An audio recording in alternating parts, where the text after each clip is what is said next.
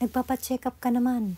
Pero sa tuwing ikaw ay gigising, ay napakabigat na iyong katawan at napakabigat ang iyong pakiramdam. At bago tayo magsimula, kung bago ka lang sa channel ko, please subscribe, like, and share, and don't forget to hit the bell button para updated ka sa aking mga vlogs. Meron talagang time na gumigising tayo na talagang mabigat ang ating pakiramdam. So hindi naman tayo tatrangkasuhin, wala naman tayong sakit. So ano nga ba ang nagiging dahilan nito?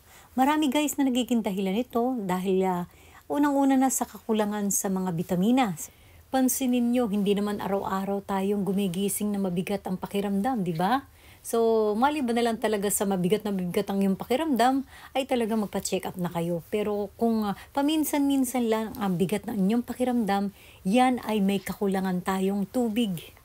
Kaya kung mangyayari yung ganitong pagkakataon na talagang paggising nyo ay napakabigat ng inyong pakiramdam, subukan nyo uminom ng 2 basong maligamgam na tubig. At kung sakasakaling araw-araw nyo itong nararamdaman, pinakamainam niyan ay magpa-check up na kayo sa doktor. At itanong nyo na lang sa doktor kung ano ba yung supplements na pwede ninyong inumin. Ano ba yung dapat nyong kainin. Minsan talaga sa sobrang busy natin, talagang kailangan lang natin yung mga supplements. Kasi nga, hindi naman lahat ng pagkain ay mapoproduce mo para malagyan yung lahat ng vitamino or mga protina sa iyong katawan. Subukan nyo na uminom muna ng 1 basong tubig bago kayo matulog. Ito yung kwento talaga na kaya ko i-share to sa inyo ay para malaman nyo ang kahalagahan ng tubig bago matulog. Guys, kapag ako umiinom ng tubig bago matulog, talagang sa umaga na aking paggising ay talagang hindi sumasakit ang aking katawan. Parang hindi ako nanlalata.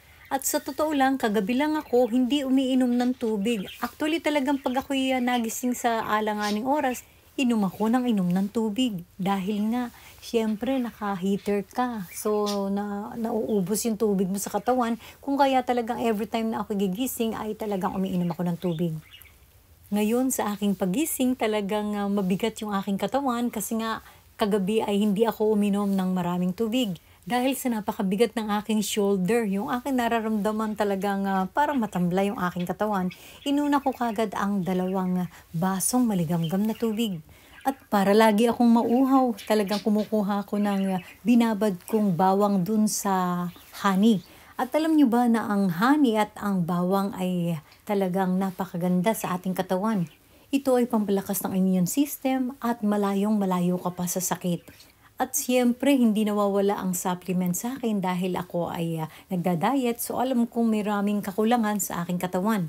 So, itanong nyo lang talaga sa doktor kung ano yung mga kailangan nyo at dapat inumin ng mga supplements. So, thank you so much guys for watching and see you to my next vlog. Bye!